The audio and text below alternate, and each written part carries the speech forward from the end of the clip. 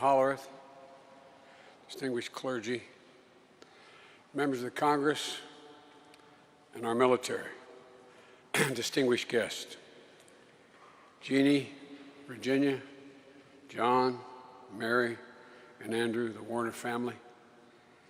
It's a great honor to be invited to speak a few moments about John. A few days after John's passing, I visited Arlington National Cemetery on Memorial Day, a sacred place on a solemn day when we undertake the fundamental act of remembrance. And amid the moments that I was there and the monuments of stone, we remember each marker represented a precious life.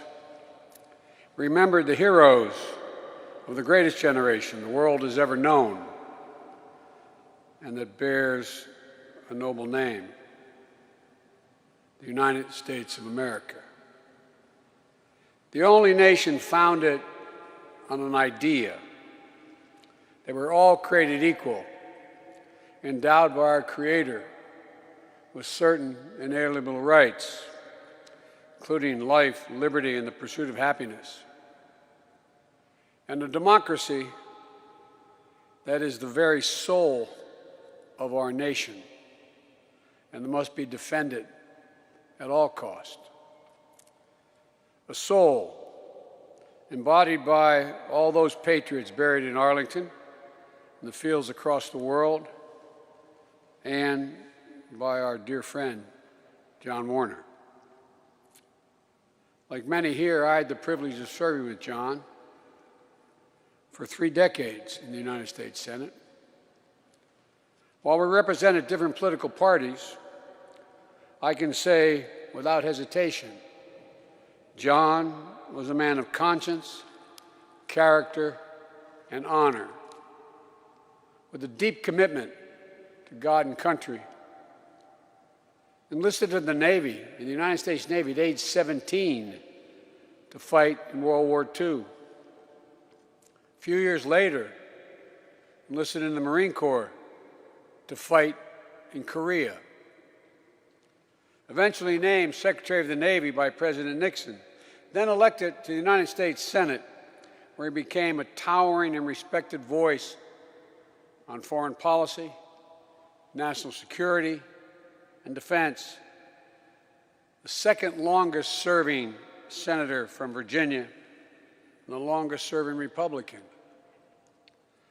A member of the greatest generation, and as that he understood that democracy is more than a form of government. Democracy is a way of being. He understood it begins and grows in an open heart and with a willingness to work across the aisle and come together in common cause. And that empathy is the fuel of democracy. The willingness to see each other as opponents, not as enemies. Above all, to see each other as fellow Americans, even when we disagree. From John's perspective, especially when we disagreed.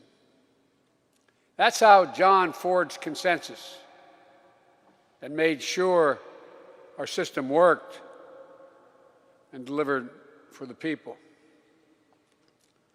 I saw it time and again on issues of war and peace, John opposing torture and ending gun violence, on protecting the rule of law and the independence of the judiciary. John's decisions were always guided by his values, by his convictions, and never by personal political consequences. And was always guided by his obligation to all those he represented, even those who did not vote for him. Every senator wears the pride of his or her state on their sleeve. But John's love for the people of Virginia was something special. And they loved him back and kept re-electing him because they knew John understood the job of senator was bigger than himself. It was about more than just John.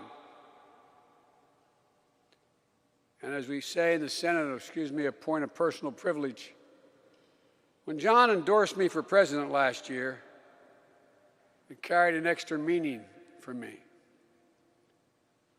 The senators and congresspersons here will understand this. It wasn't merely that a prominent Republican endorsed me. When John endorsed me, it gave me confidence, not about winning, about being able to do the job. John gave me confidence. You know, in the battle for the soul of America today, John Warner is a reminder of what we can do when we come together as one nation. While we've never made real the full promise of America to all Americans, John's life is a reminder that every generation has opened the door of opportunity a little bit wider. Everyone. And the mission handed down generation to generation is to work of perfecting the Union, a mission he now leaves us with a way forward. That's the power of remembrance. It lies not just in our history, but in our hope for the future. Not just in our solace, but in our strength. It lies in our hearts to continue the work of democracy, the work of our time, of all time, and the work of John's whole life. To John's Senate staff, thank you for your service, for all you'll do to carry on John's legacy. And to his family, Jeannie, Virginia, John, Mary, Andrew, Jill, I know it hurts to remember.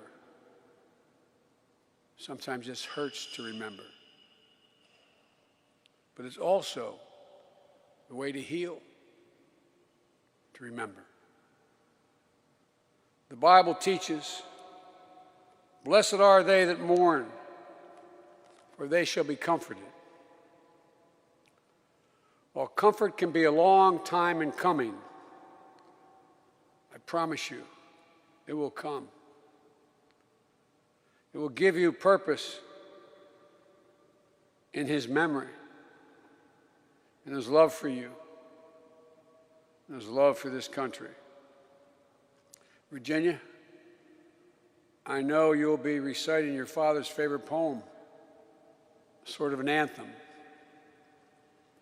Here's another one that describes him so well, in my view. It means a great deal to my family.